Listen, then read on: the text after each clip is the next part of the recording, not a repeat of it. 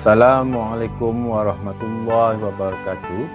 Saya mengucapkan syukur kehadrat Allah Subhanahu Wa Taala kerana dengan limpah dan rahmatnya dan dengan izinnya juga dapat kita bersama pada hari yang berbahagia ini dalam program yang sungguh bermakna pada kita semua. Saya ingin merakamkan ucapan syahbaz dan tahniah kepada unit kurikulum dan panitia Bahasa Melayu kerana menganjurkan Bulan Bahasa Kebangsaan peringkat SK Simpai 2021. Bulan Bahasa Kebangsaan merupakan satu program yang memfokuskan kempen Cintai Bahasa Melayu yang dipelopori penganjurannya oleh Dewan Bahasa dan Pustaka.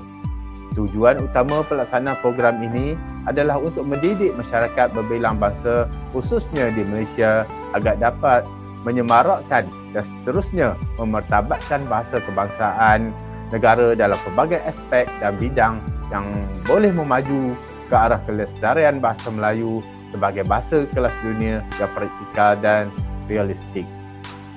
Kerajaan telah meluluskan acara ini sebagai acara negara berdasarkan pertimbangan bahawa pembangunan dan kemajuan negara tidak boleh diukur daripada aspek fizikal dan kebendaan semata-mata.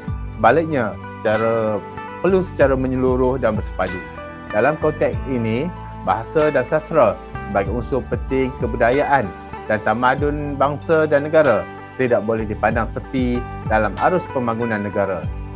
Setahun sebelum kemerdekaan, iaitu pada tahun 1956, Dewan Bahasa dan Pustaka telah ditubuhkan atas kesedaran bahawa persediaan perlu dimulakan untuk menjadikan bahasa Melayu sebagai bahasa kebangsaan, bahasa rasmi dan bahasa ilmu bagi negara kita.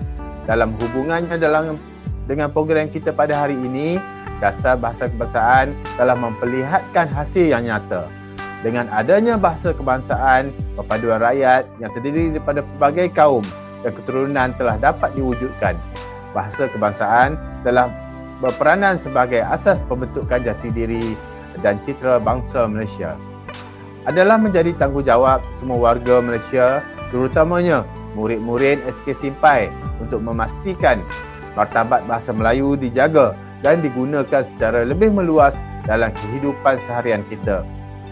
Rebutlah peluang sempena Bulan Bahasa ini dengan mempelajari dan memahirkan diri dalam aspek-aspek bahasa seperti yang telah murid-murid pelajari di dalam kelas.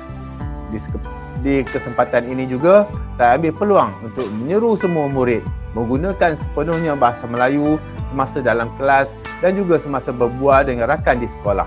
Dalam konteks negara amnya, ketinggian budi dan bahasa sangat dituntut. Kita perlu menjadi warga yang berbudi bahasa dan keperluan ini adalah sebahagian daripada ciri-ciri warga negara yang berkualiti. Ketinggian budi bahasa dan adab sopan pula dapat membezakan antara orang berilmu dengan yang tidak berilmu. Atas dasar inilah, maka Bulan Bahasa Kebangsaan 2021 dilancarkan di SK Simpai. Saya percaya melalui aktiviti atau program yang diaturkan dalam Bulan Bahasa ini boleh menjadi titik tolak bagi mempelopori usaha yang lebih besar untuk mencukir bakat dan menggilap potensi murid. Sekaligus, usaha ini akan memperkasakan bahasa Melayu. Akhirnya, saya berdoa dan berharap agar Bulan Bahasa ini akan dapat menyedarkan seluruh warga SK Simpai tentang pentingnya mengisi dasar bahasa kebangsaan yang telah terbukti dapat membentuk perpaduan rakyat dan dapat mengisi erti kemerdekaan yang kita capai melalui pelaksanaan fungsinya sebagai bahasa pentadbiran dan bahasa ilmu.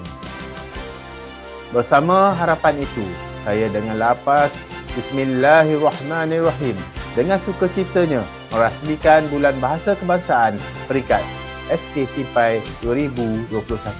Sekian, terima kasih.